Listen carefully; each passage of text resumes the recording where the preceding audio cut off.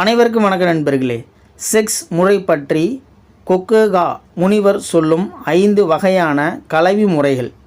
புறத்தொழில்கள் முடிந்த பிறகு இருவரும் உச்சமடைய நிகழ்த்துவது கலவி. கொக்கோகா முனிவர் 5 வகையாய் கலவி முறைகளை சொல்கின்றார்.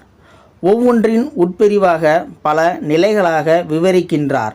உத்தாநிதம், பெண் மல்லாந்த நிலையில் புணர்வது.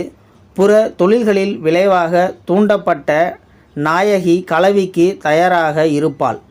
பெண்ணின் பிறப்புறுப்பு தாழ்ந்திருக்குமானதால் பிட்டத்தின் கீழ் தலையணை கொடுத்து அப்பாகத்தை உயர்த்தி கொள்ளலாம்.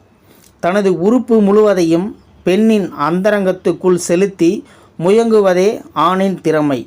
யாதேனும் தடை இருப்பின் அவளது யோனி ஆழமற்றது என்பதை அறிந்து விலக வேண்டும். ஆடவன் தனது உடம்பின் முழு சுமையையும் பெண்ணின் மீது ஏற்றி புணர்ந்தால் அது அவளை அவதிக்குட்படுத்தும் செயலாகும்.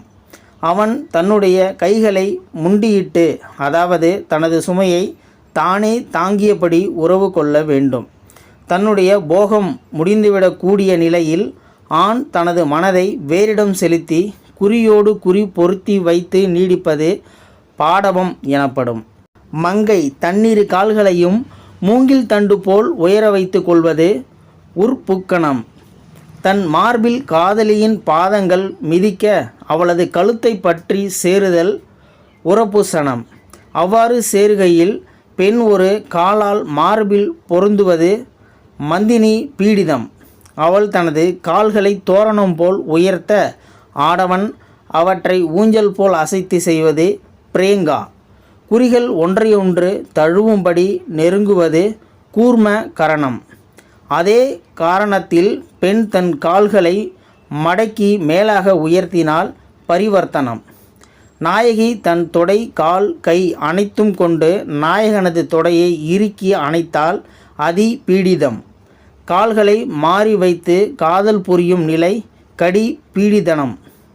பெண்ணின் அந்தரங்க உறுப்பு ஆணின் குறியை விட சிறியதாக காணப்படின் அவளுடைய தொடைகளை மலர்த்தக்கூடிய கலவி முறையை கையாள வேண்டும்.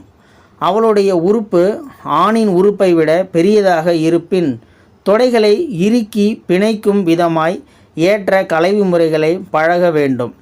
கலவி என்பது 2 பேருடைய உடம்பும் கலந்து இயற்றும் யோக நிலை.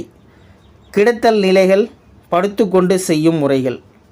உட்புல்கா, பெண் தனது புருஷ்ட பின்பாகத்தை பாகத்துக்கு அடியில் திண்டு கொடுத்து இடுப்பு பகுதியை உயரமாக்கி வைத்து கொள்ள வேண்டும்.